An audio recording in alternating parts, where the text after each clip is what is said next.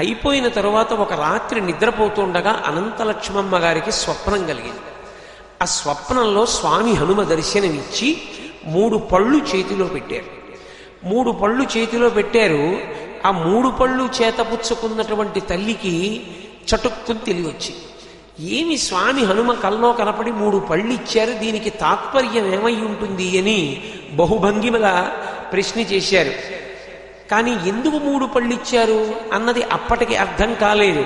కానీ తరువాతి కాలంలో అది నిరూపణమైంది. ఆ పుట్టినటువంటి మహానుభావుడు 3 యొక్క అనుగ్రహం చేత పుట్టినవాడు. ఒక చెట్టుకి పండినటువంటి పళ్ళు 3 పళ్ళలా కనపడతాయి, కానీ 3 పళ్ళలో ఉన్న రసం, 3 పళ్ళలో ఉన్న రుచి, 3 పళ్ళకి ఉన్నటువంటి పోషక శక్తి ఒక్కటే అయినట్టు 3 దేవతలను ఉపాసన చేస్తే వచ్చినటువంటి వ్యక్తి ఆ 3 కాదని ఒక్కటని చెప్పగలిగిన మహాపురుషుడు అవుతాడు. ఒకటి వారు చేసినటువంటి మహాన్యాసపూర్వక రుద్రాభిషేక ఫలితం. 2 వెంకటేశ్వరావధానులు గారు చేసినటువంటి రామనవరాత్రుల ఫలితం. 3 అనంతలక్ష్మమ్మ గారు చేసినటువంటి హనుమంతుని యొక్క సేవ. ఈ 3 యొక్క కటాక్షముగా భారతీతీర్థ మహాస్వామి వారు కుమారుడిగా జన్మించారు. అందుకే ఆ తల్లి ఏ పేర్లు పెట్టుకుంటానని మొక్కుకుందో, వెంకటేశ్వరావధానులు గారు నాకు కొడుకు పుడితే రామచంద్రమూర్తి పేరు పెట్టుకుంటానన్నారు. ఆవిడ ఆంజనేయ స్వామి పేరు పెట్టుకుంటానన్నారు. ఇద్దరూ చేసుకున్నటువంటి సంకల్పాలకి అనుగుణంగా పుట్టినటువంటి పిల్లవాడికి సీతారామాంజనేయులు అని పేరు పెట్టారు. మీరు ఎప్పుడైనా స్వామివారి అనుగ్రహ భాషణాలు పరిశీలించండి. పరమ ఆర్తితో ఆయన మాట్లాడేది ధర్మం గురించే మాట్లాడతారు. రాశీభూతమైనటువంటి ధర్మము ఈ లోకంలో రామచంద్ర ప్రభు. రామచంద్రమూర్తి యొక్క అనుగ్రహ విశేషం చేత జన్మించినటువంటి వారు కనుక వారికి ధర్మమునందు అనురక్తి, ఒకరు ప్రబోధం చెయ్యవలసిన అవసరం లేకుండా జన్మతః ప్రకాశించింది. శీలము అనేటటువంటి దాన్ని నిర్ణయించేది ఏది అంటే ధర్మమే. ఎవడు ధర్మాన్ని పట్టుకుంటాడో వాడే శీల వైభవాన్ని పొంది ఉంటాడు. ఎవడు ధర్మాన్ని విడిచిపెడతాడో వాడి శీలము అనుసరణీయము కాదు. అంత ధర్మానురక్తి దేని వలన కలిగింది అంటే కేవలముగా రామచంద్రమూర్తి యొక్క అనుగ్రహ విశేషము చేత కలిగింది. వారికి అంత శక్తి ఎక్కడి నుంచి కలిగింది అంటే షష్ఠి పూర్తి అయిపోయిన తరువాత కూడా ఇప్పటికీ ప్రతిరోజు రాత్రి ఎప్పుడో ఏ 12 గంటలకో 1 గంటకో పడుకుని తెల్లవారుజామున మళ్ళీ 3-4 మధ్య నిద్రలేచిపోయి అనుష్ఠానం చేసుకుని 9 అంటే 9 గంటలకి ఖచ్చితంగా సిద్ధమైపోయి అరవిరిసిన నందివర్ధనం పువ్వుల పరమ సంతోషంతో నవ్వుతూ బయటికి రాగలిగినటువంటి ఆ శక్తి ఆంజనేయ స్వామి అనుగ్రహం. ఆ పైన అంతటి మహాజ్ఞాని అయి అపరశంకరాచార్యుల వారై నిలబడగలిగారంటే ఇవాళ శివానుగ్రహం. 3 మూర్తులను పూజ చేసినటువంటి ఫలితము మేళవించి భారతీతీర్థ మహాస్వామి అయి ఈ భూమండలం మీద తిరుగుతోంది. కాదు హనుమ 3 పళ్ళు ఇచ్చారు అంటే దాని అర్థం ఊర్ధ్వలోకాలు, భూమండలం, అధోలోకాలు 3 లోకాలను పావనం చెయ్యగలిగినటువంటి మహాపురుషుడొకడు ఆవిర్భవించాడు అనడానికి గుర్తుగా 3 పళ్ళు హనుమ ఇచ్చారు.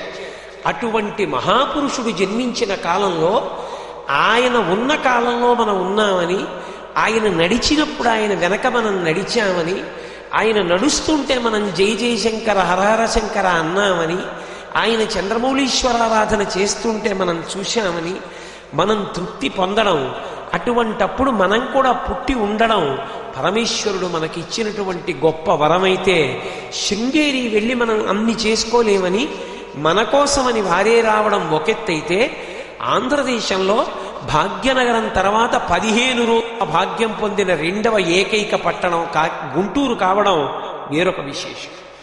కాబట్టి అంతటి మహాపురుషులైనటువంటి భారతీతీర్థ మహాస్వామి హనుమ ఇచ్చినటువంటి 3 పళ్ళ యొక్క ఫలితము అనడానికి కారణం అది కాదు. వారు 3 సార్లు పుట్టినటువంటి వారు అయ్యారు. ఎందుచేత అంటే ఒకసారి సాధారణంగా శిశు జననం, పిల్లవాడు ఎలా పుడతాడో అలా పుట్టారు, అది 1వ జననం. తండ్రి ఉపనయనం చేశారు. ఖచ్చితంగా గర్భాష్టమంలో యథాశాస్త్రం బ్రాహ్మణుడికి ఎలా చెయ్యాలో అలా ఉపనయనం చేశారు భారతీతీర్థ మహాస్వామికి. ఆ కారణం చేత సంస్కారాత్ ద్విజ ఉచ్యతే. కాబట్టి ఆయనకి సంస్కారం, ఉపనయన సంస్కారము జరిగిన కారణం చేత ద్విజుడయ్యారు, రెండవ మాట పుట్టారు. తదనంతరము సన్యాస స్వీకారం చేశారు, అందుకని మూడవ మాట పుట్టారు. ఒకే వ్యక్తి 3 మాటలు పుట్టినవాడు అవుతాడని చెప్పడానికి 3 పళ్ళు ఇచ్చారు కాదు. లోకులందరూ జాగ్రత్త, స్వప్న, సుషుప్తి అనేటటువంటి 3 అవస్థలలో తిరుగుతారు. కానీ ఈ 3 అవస్థలు దాటి 4వది అవస్థ అని పేరు చెప్పడానికి వీలు లేని సర్వావస్థా వివర్జిత తురీయావస్థలో నిలబడి సాక్షిత్వంతో లోకాన్నంతటినీ చూడగలిగినటువంటి ఆత్మస్వరూపి అయిన మహాపురుషుడు ప్రభవిస్తున్నాడని చెప్పడానికి గుర్తు హనుమ ఇచ్చినటువంటి 3 పళ్ళు. ఇన్ని కారణాల చేత మహానుభావుడైనటువంటి భారతీ తీర్థస్వామి వారి యొక్క జనన సమయమునందు తల్లిగారైన అనంతలక్ష్మమ్మ గారికి హనుమ సాక్షాత్కరించి స్వప్నమునందు 3 ఫలములను ఇవ్వడం జరిగింది. వారు పుట్టిన తరువాత తల్లిదండ్రులు చేసుకున్న సంకల్పం మేరకి సీతారామాంజనేయులు అన్న నామకరణం చేశారు. నేను మీతో నా ఉపన్యాసాన్ని ఈ కోణంలో చూడండి అంటూ మొదలుపెట్టా. నిత్య శౌచం ఉన్నవారు, శీల వైభవం ఉన్నవారు, పుట్టుక చేత సుగుణములున్నవారు అని ప్రారంభం చేశాను. వారి తల్లిగారు వారి చిన్నతనంలో పిల్లవాడిని పడుకోబెట్టి తెల్లవారుజామున ఏదో పనులు చేసుకుంటూ పిల్లవాడు మంచం మీద పడుకున్నాడే, ఎలా ఉన్నాడో ఓసారి చూసుకుందాం తల్లి ప్రేమ వచ్చి చూశారు.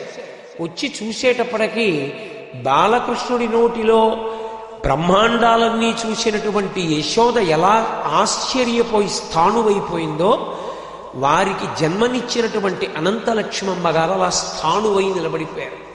కారణం ఏమిటంటే పసిపిల్లవాడు పరుపు మీద పడుకుని ఉన్నాడు. ఆయన యొక్క ముఖమండలం చుట్టూ కూడా ఒక గొప్ప దీప్తి, తేజస్సు వలయాకారంలో ఏర్పడి ఉంది. అంత వలయాకారమైనటువంటి తేజస్సు మధ్యలో సహస్ర సూర్యుల పగిది వెలిగిపోతున్న ముఖంతో స్వామి పడుకుని ఉన్నారు. తన పిల్లవాడా, మహాపురుషుడా, పరమేశ్వరుడా, ఆవిడికే అర్థం కాలేదు ఒక్క క్షణం. ఏ ఆలోచన లేక తల్లి బిడ్డడికి నమస్కరిస్తూ నిలబడిపోయినంత స్థితి కలిగి ఆమె ఆశ్చర్యచకితులారై నిలబడిపోయారు. కొద్ది నిమిషాల్లో ఆ కాంతి క్రమక్రమంగా తరిగిపోయి పిల్లవాడు యథాస్థితిని పొందాడు. అంతటి ఉజ్వలమైనటువంటి ప్రకాశము ఆయన చుట్టూ, ఆయన శిశువుగా ఉన్నప్పుడు తల్లిగారు దర్శనాన్ని పొందారు. ఇక ఆయన పుట్టుక చేత భక్తులు, భక్తి కలగాలి అంటే పరమేశ్వరుడు అన్నవాడొకడు ఉన్నాడు అని తెలిస్తే కదూ భక్తి. పరమేశ్వరుడు అన్నవాడొకడు ఉన్నాడు అని తెలియడానికి వాడేమైనా మన కంటికి కనపడేవాడా? మా అమ్మ కనపడినట్టు, మా నాన్నగారు కనపడినట్టు, నా అన్నదమ్ములు కనపడినట్టు, నా స్నేహితులు కనపడినట్టు, మా గురువుగారు కనపడ్డట్టు పరమేశ్వరుడు కనపడతాడా? కనపడని పరమేశ్వరుడితో అనుబంధం, భక్తి ఎందుకు ఏర్పడతాయి? ఆయన చెప్పిన మాట వినాలని ఎందుకు అనిపిస్తుంది? ఎందుకు అనిపిస్తుంది అంటే ఆయన ఉన్నాడన్న నమ్మకము శాస్త్రముల వలన రూఢమైతే భక్తి ఏర్పడుతుంది, పెద్దల వలన వింటే ఏర్పడుతుంది. ఆ భక్తి కలిగిన వాడెవరో వాడు సహజముగా సుగుణములు కలిగినటువంటి వాడు అని పిలుస్తాం. ఎందుకు సుగుణములు ఏర్పడతాయి భక్తి ఉంటే? అంటే ఒక్కటి జ్ఞాపకం పెట్టుకోండి, సమస్త సుగుణములకు ఆలవాలము భక్తి ఒక్కటే. భక్తి ఒక్కదాని వల్లే సుగుణములు వస్తాయి తప్ప భక్తిని పక్కన పెట్టి మీరు ఎన్ని అంటించుకున్నా సుగుణాలు కాలేవు. ఎందుచేతనో తెలుసా? భగవంతుడు ఉన్నాడన్న నమ్మకం ఒకటి ఉన్నదనుకోండి, వాడు ఒకడు ఉన్నాడు రా, రేపు పొద్దున్న శరీరం వదిలిపెట్టిన తర్వాత అడుగుతాడు, నువ్వు ఎలా బతికావో నాకు తెలియదా అని అడుగుతాడు. కాబట్టి నేను ఒకళ్ళ జోలికి వెళ్ళను. వాడొకడు ఉన్నాడు, వాడు చెప్పాడు ఈ శరీరాన్ని ఇందుకే వాడన్నాడు, అందుకే వాడతాను. వాడొకడు ఉన్నాడు, వాడు నాకు ఐశ్వర్యం ఇచ్చినవాడు, నాది కాదు, వినయంతో బతుకుతాడు. వాడొకడు ఉన్నాడు, వాడు ఈ ఊపిరి తీయించి విడిచిపెడుతున్నవాడు, నాదే ఉంది, అహంకారాన్ని విడిచిపెడతాడు. ఒరే, వాడిలో ఉన్నది ఈశ్వరుడే, నాలో ఉన్నది ఈశ్వరుడే. నాలోని ఆకలికి నేనెంత బాధపడతానో వాడిలోని ఆకలికి వాడంత బాధపడతాడు. తాను తింటాడు, నలుగురికి పెడతాడు. ఇప్పుడు గుణములన్నీ దేని వల్ల వచ్చాయి? భక్తి వల్ల వచ్చాయి. భక్తి విడిచిపెట్టి గుణాలు అంటించుకోండి, ఉండవు, ఊడిపోతాయి. భక్తి నుండి సమస్త సుగుణములు వస్తాయి, సమస్త సుగుణములు సౌశీల్యమవుతాయి. గుణము కర్మగా వ్యక్తమైతే సౌశీల్యమవుతుంది. లోపల సంస్కారముగా గుణం ఉందనుకోండి, దయా అన్న గుణం ఒకటి ఉంది లోపల. ఇప్పుడు ఆర్తితో ఒకడు కనపడ్డాడు. తటాలున వెళ్ళి ద్రవ్యం దేని కొరకో వెడుతున్నవాడు తీసి కాస్త 4 పళ్ళు లేకపోతే తినడానికి సంబారాలో కొని ఆర్తితో ఉన్నవాడికి ఇస్తాడు. లోపల దయ ఉంటే కదూ అసలు దానం అన్న కర్మగా వ్యక్తమైంది. లోపల అసలు గుణము లేని నాడు కర్మగా ఎలా వ్యక్తం అవుతుంది? లోపల గుణం ఏర్పడడానికి భక్తి కారణమై ఉంటుంది. ఈ భక్తి ఎంతో సాధన చేస్తే తప్ప రూఢమై అది బాగా ఊల్చుకుని జీర్ణమై లోపల నిలబడదు. దాని నుండే సమస్తమైన సుగుణములు వస్తాయి. ఒకడు తనకన్నా తక్కువవాడు, ఈశ్వరా వాడు అభ్యున్నతిని పొందాలి. ఒకడు తనకన్నా అధికుడు, ఈశ్వరా నువ్వు ఎంత అనుగ్రహించావో, ఎంత ఆయన నిన్ను సేవించాడో భక్తి ఏర్పడుతుంది. భక్తి లేనినాడు తనకన్నా అధికుణ్ణి చూస్తే అసూయస్తుంది, తనకన్నా కిందవాణ్ణి చూస్తే అతిశయం వస్తుంది. దుర్గుణములు రావడానికి కారణం భక్తి లేకపోవడం, సుగుణములు ఏర్పడడానికి కారణం భక్తి కలగడం. భక్తి సహజ సిద్ధంగా చంటితనంలో ఎలా వస్తుంది? కారణజన్ముడైతే వస్తుంది.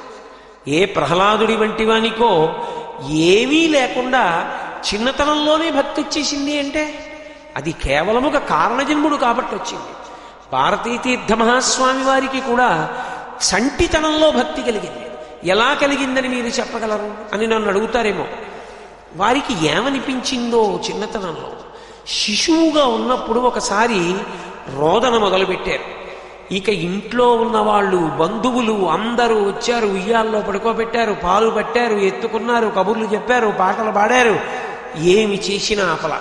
పిల్లవాడు గుక్క పట్టి ఏడుస్తూనే ఉన్నాడు. అనంతలక్ష్మమ్మ గారికి ఆలోచన వచ్చింది.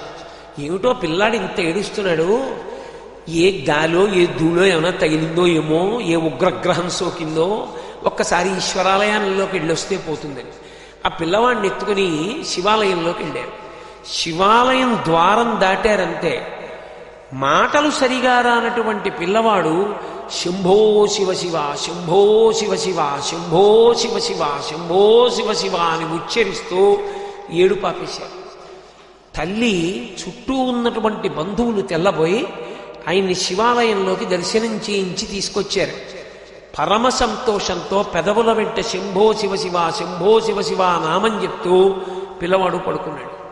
వేరొక తార్కాణం, చిన్నతనంలో పిల్లవాడు బొద్దుగా పుష్టిగా అందంగా ఉండడంలో అందరూ ఎత్తుకుని తీసుకెడుతూ ఉండేవాడు. ఒక రోజున ఎవరింటికన్నా వెళ్ళినా పిల్లవాడు తిరిగి వచ్చేస్తుండేవాడు. ఒకరోజు రాలేదు, చీకటి పడిపోయినా. అమ్మగారు అందరిళ్ళకి వెళ్ళారు, వెతికారు. చిట్ట చివర హనుమ దేవాలయం దగ్గరికి వెళ్ళారు. వెడితే ఓ చెట్టు కింద హనుమ దేవాలయం ముందు పడుకుని నిద్రపోతున్నారు. అమ్మగారు వెళ్ళి లేపి, ఎరా నీకు బుద్ధుందా, ఇక్కడికి వచ్చి పడుకున్నావు, నీ కోసం ఎంత వెతుకుతున్నానో తెలుసా అన్నారు. వెంటనే పిల్లలు ఏం చేస్తారు, నిద్ర లేపితే ఏడుస్తారు. 2 అసలు గట్టిగా నోటితో దెబ్బలాడక్కర్లేదు, ఇంకా మాట అర్థం కాని వయసులో కూడా పిల్లల వంక కోపంగా చూస్తే మొహం ఇలా బిక్క మొహం పెట్టేస్తాడు. అమ్మ నిద్దట్లో లేపి దెబ్బలాడితే అనుద్వేగకరం వాక్యం, ఆయన ఏమీ ఉద్వేగపడలేదు. అమ్మా దేవాలయ దర్శనానికి వచ్చానమ్మా, శంభో శివ శివ, శంభో శివ శివ అనుకుంటూ కూర్చున్నానమ్మా, నిద్ర వచ్చింది, ఇక్కడే పడుకున్నాను, అంత తప్ప నేనేమీ ఇబ్బంది పెట్టాలని కాదమ్మా, పద ఇంటికి వెళ్ళిపోదాం అన్నారు. తల్లిలా పిల్లవాడు మాట్లాడాడు, పిల్లవాడిలా తల్లి ప్రవర్తించింది. ఇది ఈ శౌచం ఎక్కడి నుంచి వస్తుంది? ఈ వైభవం ఆనాడు మొదలుపెట్టినటువంటి అనుద్వేగకర వాక్యం ఈనాటికి అంతే. ఇంతమంది ఎక్కడో అక్కడ ఎవరో ఒకరి మనసు బాధపడేటట్టు ఏదో ఒక అక్కర్లేని విషయాన్ని స్పృశిస్తాడు. ఇంతటి పేరు ప్రఖ్యాతులున్న వ్యక్తి ఆయన నోటి వెంట వచ్చేటటువంటి మాటని ఒడిసి పట్టుకునే ప్రయత్నం చేస్తాం. కానీ వారు ఎక్కడా పాత్రికేయుల సమావేశాలు పెట్టరు, ఎప్పుడూ పాత్రికేయులతో మాట్లాడరు, భక్తులను ఉద్దేశించి అనుగ్రహ భాషణం చేస్తారు. మా కాకినాడ పట్టణంలో మాట్లాడుతూ అన్నారు, పాత్రికేయులు వెళ్ళిపోతున్నారు, నాకేం బెంగలేదు. ఎందుకు బెంగలేదంటే నా వలన వాళ్ళకి కావలసినవి ఉండవు, పాపం వాళ్ళు ఏం కూర్చుంటారు, నేను ఏదైనా సమస్యాత్మకమైనటువంటి విషయాలు కానీ వివాదాస్పదమైనటువంటి విషయాలు కానీ ప్రస్తావించడం నాకు అలవాటు లేదు. నేను చెప్పేది శాస్త్రం, భక్తి. అవి ఈ స్వామి దగ్గర దొరకవు, వివాదాస్పదమైన విషయాలు అని వాళ్ళు వెళ్ళిపోతూ ఉంటారు. వెళ్ళిపోనివ్వండి, పర్వాలేదు, వినేవాళ్ళు వినండి అన్నారు. అప్పటి నుంచి ఇప్పటికీ అదే ధోరణి. ఎక్కడికి వెళ్ళినా శాస్త్రం, భక్తి, చంద్రమౌళీశ్వరలింగానికి అభిషేకం, పండితుల్ని చూస్తే పరవశించిపోవడం, 10 మందికి మంచి మార్గం చెప్పడం, వినా వారి మాటలలో తొందరపడినటువంటి మాట ఒక్కటి ఉండదు. మీకు నేను ఒక్క మాట మనవి చేస్తాను, ఎంత పరిణతితో ఉంటాయి వారి మాటలు అన్నదానికి మీకు నేను ఒక విషయాన్ని పరిచయం చేస్తాను.